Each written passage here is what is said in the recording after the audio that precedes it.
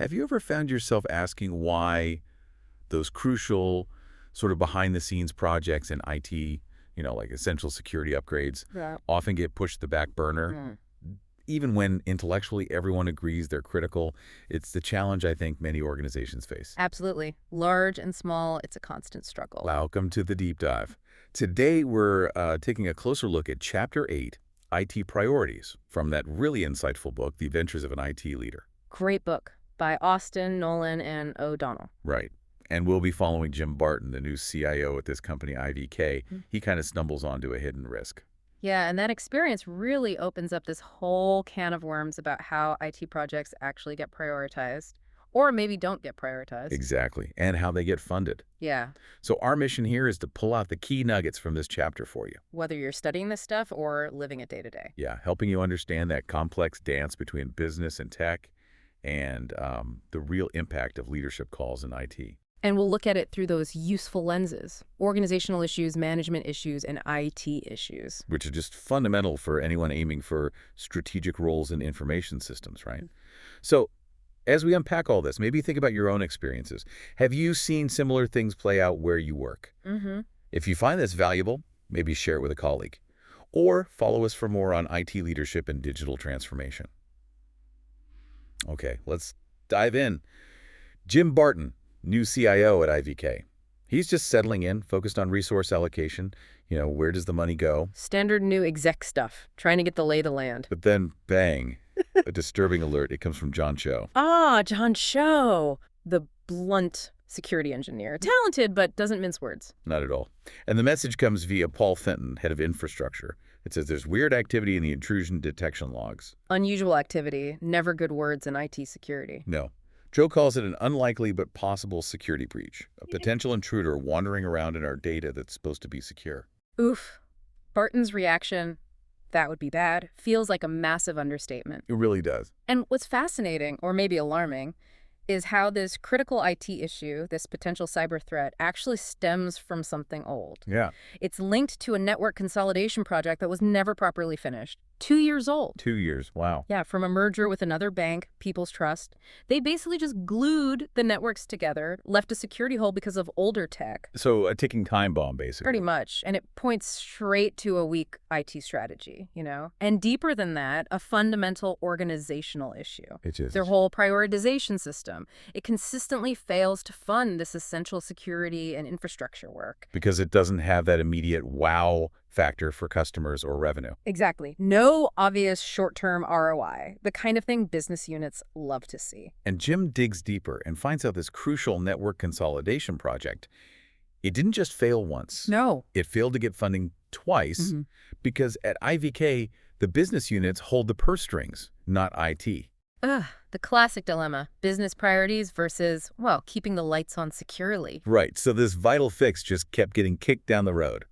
And then Gary Geisler, the IT finance manager, he reveals something else. What's that? The existence of slush funds. Slush funds. You mean like off-the-books money? Sort of. Small pools of cash tucked away in operational budgets. Used to slip in the important tech work that the formal process wouldn't approve. Wow. So IT's own little secret funding mechanism. It's their quiet way to handle critical upgrades, maintenance. Yeah.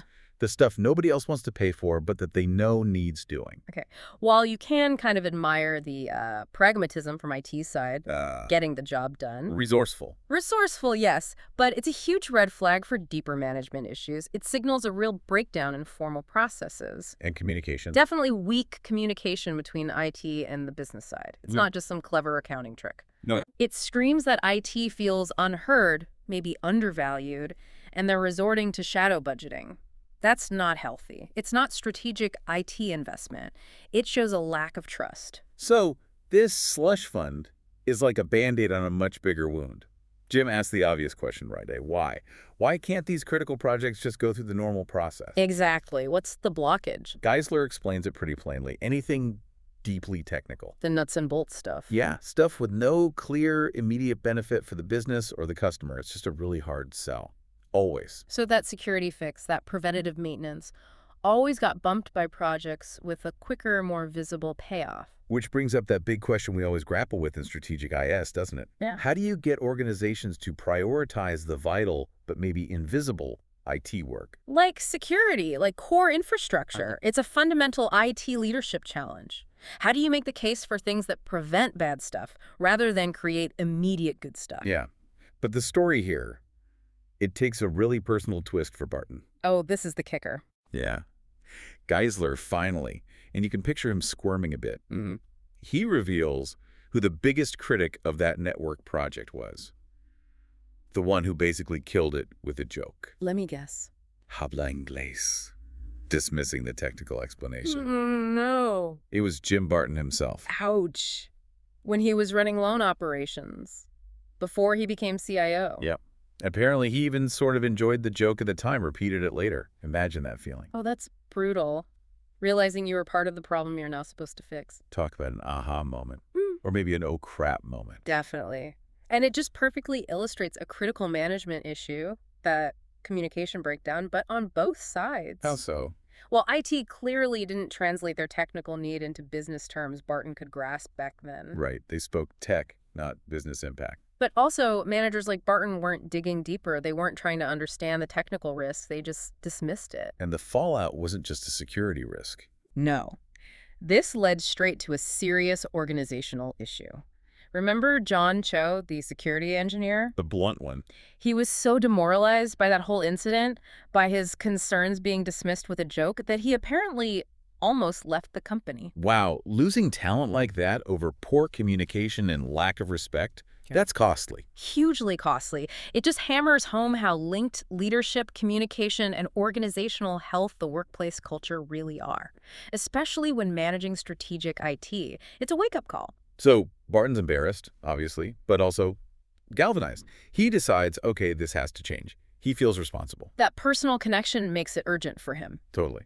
So he plans this really bold move. He's going to go to the CEO, Carl Williams, and ask for full control. Of the entire IT budget.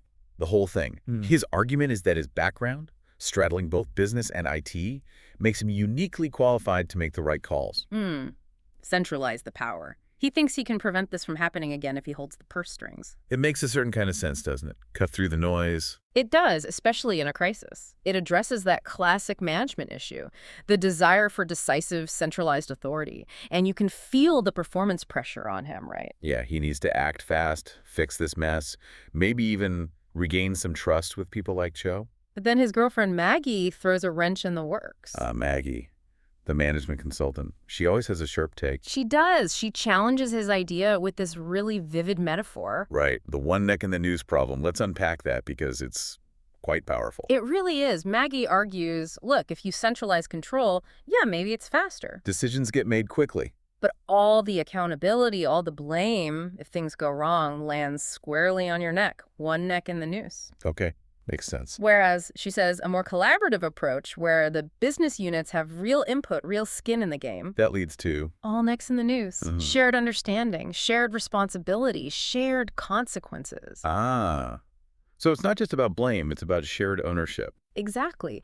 It tackles a fundamental organizational issue around accountability and shapes the workplace culture. It forces that cross-department communication. Even if it's slower or messier sometimes. Right, because that messy process builds buy-in. It builds teamwork. And arguably, that's essential for effective IT governance and maybe even long-term innovation. So Maggie doesn't just critique, she offers principles for a better way, right? Business ownership, transparency. Extreme transparency, she calls it. And commitment to continuity, stop changing priorities all the time. Sounds great in theory. But how tough is that to implement, especially the transparency part, in a place used to slush funds? That's the million-dollar question, isn't it? Change is hard. But these aren't just pie-in-the-sky ideas. No. They line up really well with established best practices. Think IT governance frameworks like COBIT. Which helps align IT and business goals. Exactly, and things like agile project management, which is all about collaboration and flexibility. These principles directly attack those organizational issues of chaotic priorities and the management issue of just, well, lacking discipline in decision-making. Okay, so Barton takes this on board and asks Geisler to look into an example Maggie mentioned. Right, the Volkswagen of America, VOWA process. See how they handle IT prioritization. And what did Geisler find? What's the VWA secret sauce? Well, it's structured. They have an annual 3-step process, very focused on aligning IT spend with the overall company strategy. Okay, alignment is key. Crucially, they categorize projects. 3 main buckets. What are they? First, mandatory. Think compliance, critical infrastructure, security fixes, basically non-negotiable stuff. This acts almost like a CIO discretionary fund. So the stuff that kept getting cut at IVK would fit there. Precisely. Then, high ROI projects the ones with clear near-term financial benefits. Makes sense. And the third. This one's really interesting. Option creating investments, or OCI. Option creating, what does that mean? Yeah. This is where the strategic use of IT really shines. OCI allows them to invest in longer-term, maybe more speculative, visionary projects, things that might not have an immediate ROI but could be crucial down the line. Like exploring new technologies. Exactly. Think about dealing with emerging AI and generative AI risks and opportunities, or advanced automation. Stuff needed for future competitive advantage, for digital transformation. Without that OCI bucket, you might just focus on the short term and miss the boat on innovation. Precisely. You risk ending up with a weak IT strategy, just keeping the lights on and grabbing low-hanging fruit. This VWA model gives a framework for application portfolio management, managing all your software investments strategically. Balancing today's needs with tomorrow's goals. Right. Directly addressing that IT issue of legacy systems versus driving innovation. Okay, so Barton has these insights now. He's got Maggie's all-next warning, the VWA model. He's facing 3 choices. Yep, the big 3. 1, grab full control of the budget. Bold, high personal risk. The one-neck option. 2, negotiate for a discretionary percentage, a compromise. Safer, maybe, but less decisive. 3, try to fix the broken committee system. Slow, uncertain, maybe politically messy. The long game, potentially frustrating. And despite Maggie's warning, he chooses the bold move. Full budget control. Interesting. Yeah, but he's smart about it. He frames it as temporary. Let me stabilize things, then we'll build a better collaborative process. That framing is key. It's a classic strategic leadership decision. You see this in turnarounds or crises. Centralize to stop the bleeding. Right. Address the immediate IT issues, get that security hole plugged, deal with outdated systems. But by promising a future collaborative model, maybe like an IT steering committee. Which aligns with COBIT principles. Exactly. He shows he understands the long-term value of workplace culture, of buy-in. He's balancing immediate needs, driven by performance pressure, with a longer-term vision. It's pragmatic. And he sells it. He goes to the leadership team, makes his case. Emphasizing the urgency, the security risks. And crucially, he gets the backing of the CEO, Carl Williams. That's vital. Absolutely. Top-level support is non-negotiable for a move like this. He makes it clear his first act will be funding Cho's network upgrade. Closing the loop. Showing immediate action on the very problem that started all this. So he gets it. Full control of the IT project budget, at least for now. And there's a really powerful organizational lesson there, I think. Sometimes a system gets so dysfunctional, Like IVK's IT committee, that it needs a shock to reset it. A jolt. Barton provides that jolt. with the CEO's backing. Right. Now he can finally fund those neglected infrastructure projects. He can start tackling the technical debt from that merger. He can invest in modernization. Address those critical IT issues. Yes. But the real test comes next, doesn't it? How does he use this power? Will he just be a benevolent dictator? Or will he actually use this temporary control to build that more collaborative, accountable culture he promised? Ensuring IT priorities stay aligned with the business long-term. That's the leadership challenge ahead for him. It's IT leadership in the real world. Well, that brings us to the end of this deep dive into Chapter 8 of The Adventures of an IT Leader.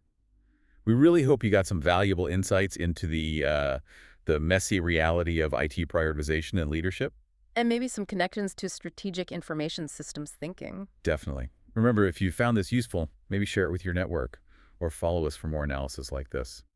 So, thinking about Jim Barton's journey, his choices, especially that big one to take control, how do you think a leader can best balance that immediate need for decisive action, especially in a crisis, with the long-term goal of building a truly collaborative and accountable culture for IT projects?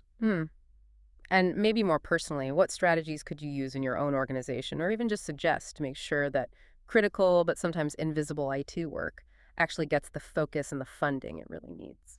Good questions to ponder. Thanks for joining us on the deep dive.